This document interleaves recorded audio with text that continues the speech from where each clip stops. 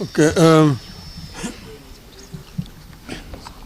Ladies and gentlemen of the press, this one is not about the ODM. This is about the doctor strike. We have reviewed the fact that members of the 7,000 strong Kenya Medical Practitioners, Pharmacists and Dentists Union have been on strike since March 13th to demand better pay, and the strike has disrupted healthcare in the country's 57 public hospitals. We are of the view that the situation is moving from bad to worse, and soon we will have a full-blown crisis in which all health workers will don their tools. Already, clinical officers have joined. I therefore have a personal appeal to both the government and the doctors. After very wide consultations, I am convinced that the doctors and all other health workers currently on strike will be able to craft a return-to-work formula and resume duty if the government were to meet their demands halfway while negotiations continue. We therefore appeal to the government to address itself to the following three broad areas as a way of progress towards ending this strike. 1. Pay for medical interns.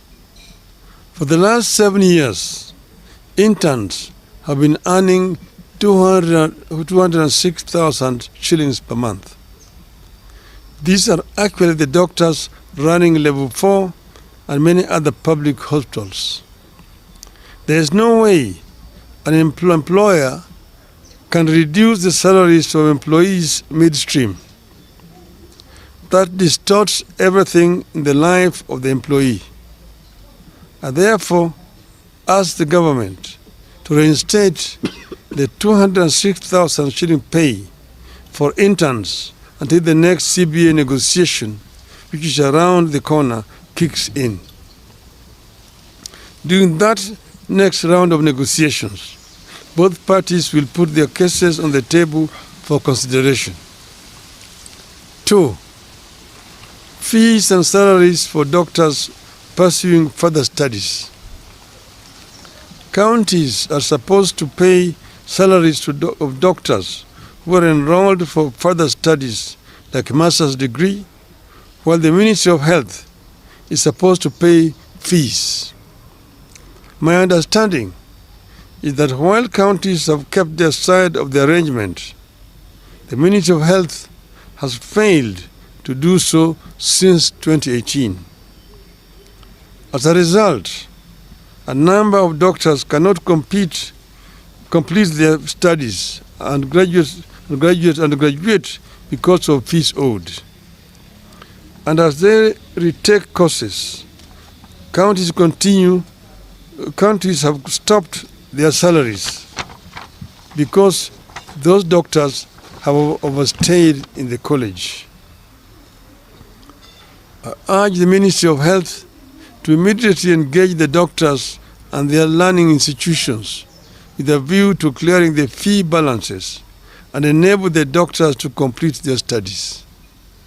The ministry must also engage counties to resolve the issue of pay for doctors who have overstayed in the college through mistakes not of their own making. The ministry should also work out a plan for paying stipends to doctors who forego county salaries and ministry fees and privately fund their higher education while offering services in public hospitals. Such hustles should be supported. 3. Address the problem of doctors on contract. I have been shocked to learn that some of our high-end hospitals are hiring doctors on as short as a month, 2-month or 3-month contracts. This is wrong. The ministry is failing to stand up for the doctors to prevent their exploitation and exposure to the unfair practices. This ministry must lay down the rules that ensure fair, respectful, and sustainable labor practices by both the public and private health providers. 4. Equal pay for equal work.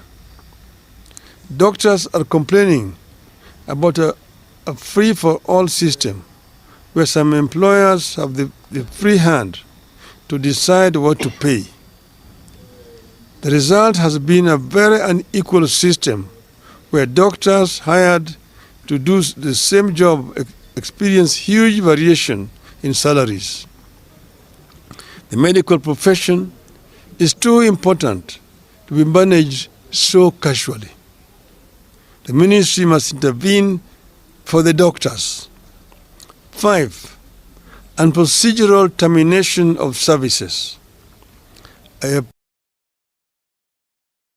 terminated contracts of the doctors for one reason or another to reconsider their actions and engage the doctors. The counties that have done so or are in the process of doing so know themselves. I request them to reconsider their steps. I believe that the above actions, if taken in consultation with the union, will see us avert the crisis that is building up in the health sector and pave ways for less antagonistic engagement. This is a crisis that has serious ramifications. We want this crisis to be resolved. We have not spoken before, but we want the government to take notice that we cannot remain silent for a longer time when this is persisting. We ask them to act now. And if they don't, of course they know that the consequences will be very grave indeed. Thank you very much. Thank you. There are no questions? Okay. Thank you. Very elaborate.